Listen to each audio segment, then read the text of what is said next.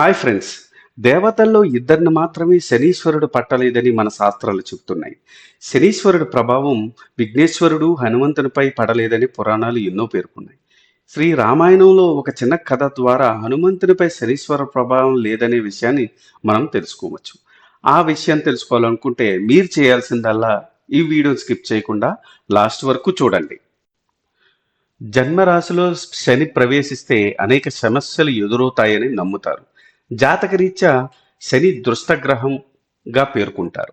అయితే హనుమంతుడి భక్తులపై మాత్రం శనీశ్వరుడు ప్రభావం ఉండదు. హనుమంతుడు అంటే శనీశ్వరుడు దూరంగా ఉంటాడు. రావణుడు చెరలో బందీగా ఉన్న శనీశ్వరుడికి ఆంజనేయుడు విముక్తి కలిగించాడు. దానికి కృతజ్ఞతగా హనుమత్ భక్తులకు ఎలాంటి కీడు తలపెట్టనని అప్పుడు ప్రమాణం చేశాడు.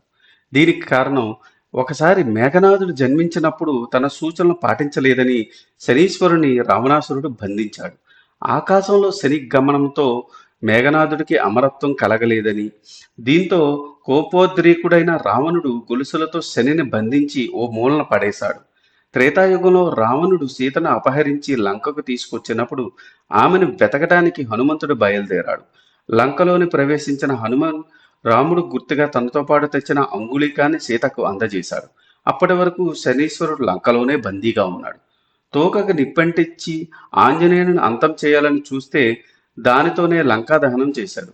ఈ సందర్భంగా ఓ మూల బందీగా ఉన్న శనిదేవుడు చూసిన ఆంజనేయుడు ఎవరు నీవని ప్రశ్నించాడు. తన గురించి తెలిపి బంధ విముక్తిని చేయమని వేడుకుంటాడు. దీంతో హనుమ తన శక్తితో లంకను శనీశ్వరుని విసిరితే వచ్చి ఇండియాలో పడ్డాడు. శని ఇక్కడ నుంచి రావడానికి ముందు తన తీక్షణమైన చూపులతో లంకలో మంటలు వ్యాపింపజేశాడు.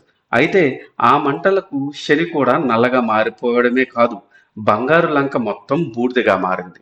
బంధ విముక్తిని చేసినందుకు హనుమంతుడికి కృతజ్ఞతలు తెలిపి భవిష్యత్తులో నీ భక్తులకు ఎలాంటి ఇబ్బందులు కలిగించనని శని ప్రమాణం చేశారు. ఏలినాటి శని సమయంలో కూడా ఎలాంటి హాని ఉండదని అన్నాడు. ఆంజనేయుడు లంక నుంచి విసిరితే శనీశ్వరుడు మధ్యప్రదేశ్లోని గ్వాలియర్కు 30 కిలోమీటర్ల దూరంలో వచ్చి పడ్డాడు. దీన్నే ప్రస్తుతం శనీశ్వర ప్రాంతంగా పిలుస్తారు. ఆ సమయంలో చిన్న అగ్నిపర్వతం విస్ఫోటనం అక్కడ సంభవించింది. మరో పురాణ కథ కూడా ప్రాచుర్యంలో ఉంది. శనీశ్వరుడు ఒకసారి హనుమంతుడి భుజాలపైకి చేరి తన ప్రభావం చూపే ప్రయత్నం చేశాడు. దీన్ని గమనించిన ఆంజనేయుడు అమాంతం తన కాయాన్ని పెంచి బాహులతో శనీశ్వరుని నిలిపేశాడు. ఈ బాధను భరించలేక శనీశ్వరుడు హనుమంతుని వేడుకున్నాడు. తన్ను వదిలేయాలని, అలాగే ఏలినాటి శని సమయంలో నిన్ను పూజించిన భక్తులకు నా నుంచి ఎట్లాంటి ఇబ్బందులు ఉండవని పేర్కొన్నాడు. ఇది ఈనాటి వీడియో. మరిన్ని ఇంట్రెస్టింగ్ వీడియోస్ కోసం మీరు చేయాల్సిందల్లా మా ఛానల్ సబ్స్క్రైబ్ చేసుకొని బెల్ నోటిఫికేషన్ ఆన్ చేసుకొని మమ్మల్ని సపోర్ట్ చేయండి. ఈ వీడియో కనుక మీకు నచ్చితే do like, share and subscribe. Thanks for watching. జై సనాతన ధర్మం.